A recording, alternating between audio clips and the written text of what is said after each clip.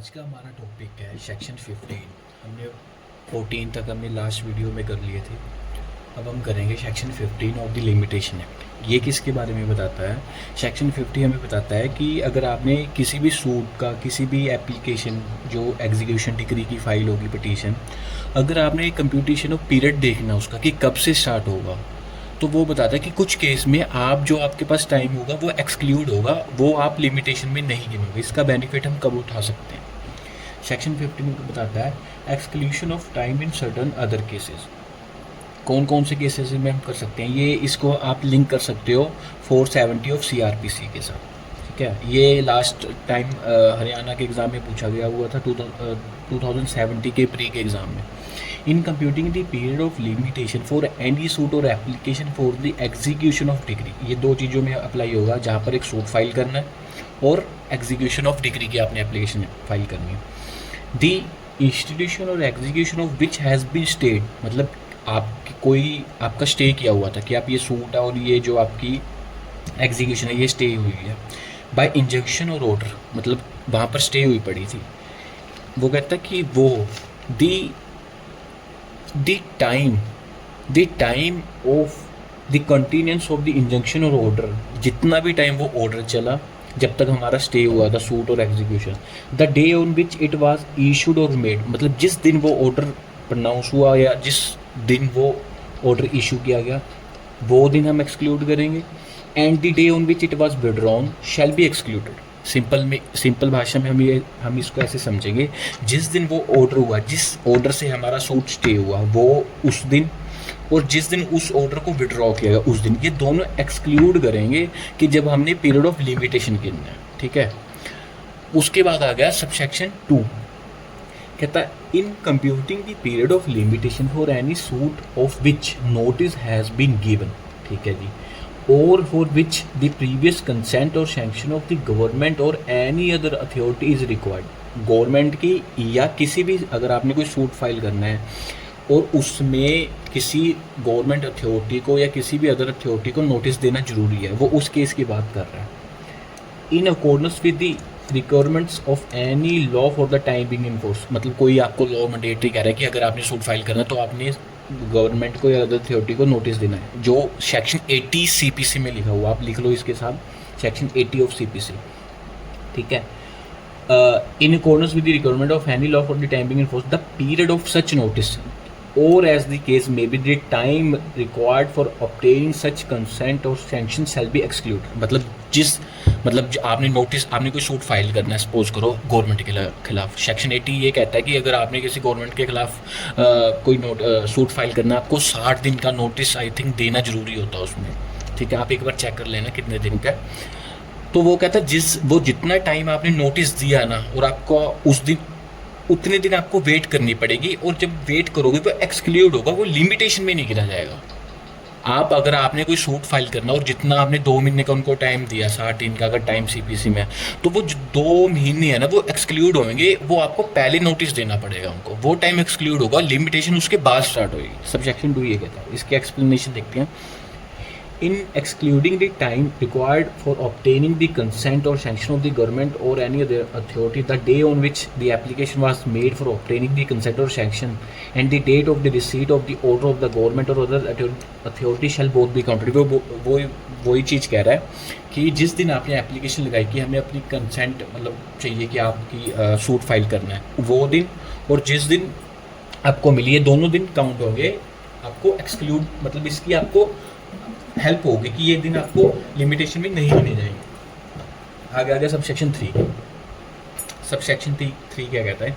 कहता है in computing the period of limitation for any suit और application for execution of decree, ठीक है, बाय एनी रिसीवर और interim receiver appointed in the proceeding for the adjudication of a person as an insolvent और by any liquidator और provisional liquidator appointed in proceeding for the winding up of a company. ये कहता है कि अगर किसी भी रिसीवर ने, इंटरिम रिसीवर ने या कोई भी लिक्विडेटर ने सूट फाइल करना है या एग्जीक्यूशन पिटीशन फाइल करना है, उसके लिए कह रहा है कि आपको लिमिटेशन का बेनिफिट मिलेगा। किस केस में?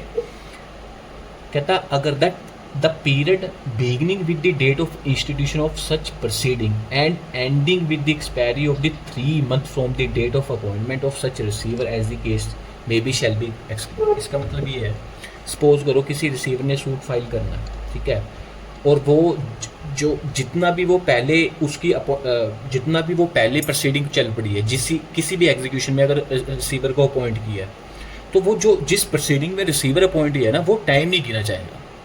वो टाइम गिना जाएगा उसके बाद जब वो स्टार्ट हुई and ending with the expiry of 3 month from the date of appointment of such receiver. उसको अपॉइंट कर लिया, उसके 3 महीने के बाद वो उसको मिलेंगे, उसके बाद पीरियड ऑफ लिमिटेशन स्टार्ट होगा। जब होगा बाकी का जो पहले का टाइम मिला हुआ तो वो एक्सक्लूड होगा, वो लिमिटेशन पे आप नहीं गिन सकते, ठीक है। आगे अगर subsection 4, in computing the period of limitation for a suit for a possession by purchaser at a sale in execution of decree. ये कह रहा है कि अगर आपने कोई लिमिटेशन का टाइम देखना है या गिनना है, उस सिचुएशन में जहां आपने सूट फाइल करना पोजेशन का, किसने करना? परचेजर ने। परचेजर कौन होता है? जो एग्जीक्यूशन, जब डिग्री की एग्जीक्यूशन होती है, जब उसकी ऑक्शन होती है, कोई प्रॉपर्टी खरीदता है, उसको हम परचेजर कहते हैं, ठीक है। कहता है the time during which a proceeding to set side the sale has been prosecuted shall be excluded. Suppose करो मैं कोई ए है, ए ने प्रॉपर्टी खरीदी, डिग्री की प्रॉपर्टी खरीदी ऑक्शन में, तो मैं परचेजर हो गया, ए परचेजर हो गया उसमें।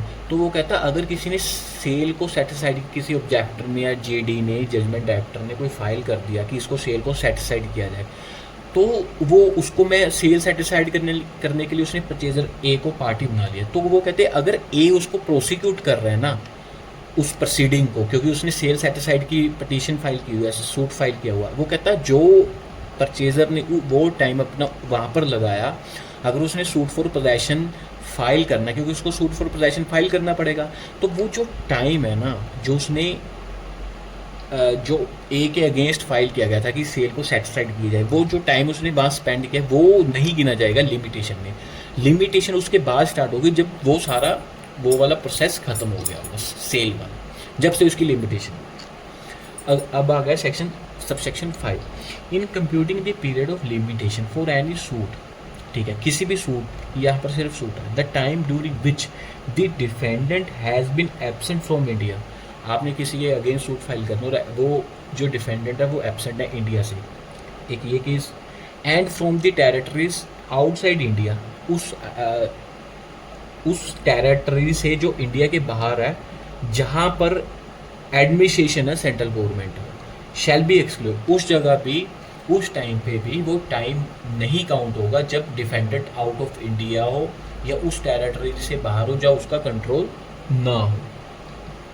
ये था हमारा 16, मतलब किन केसों, सेक्शन 15 की किस केसों में आपको लिमिटेशन ऑफ पीरियड का कुछ टाइम मिल जाएगा जहाँ पर उसको आप एक्सक्लूड कर सकते हो। अब आगे आता है हमारा सेक्शन 16।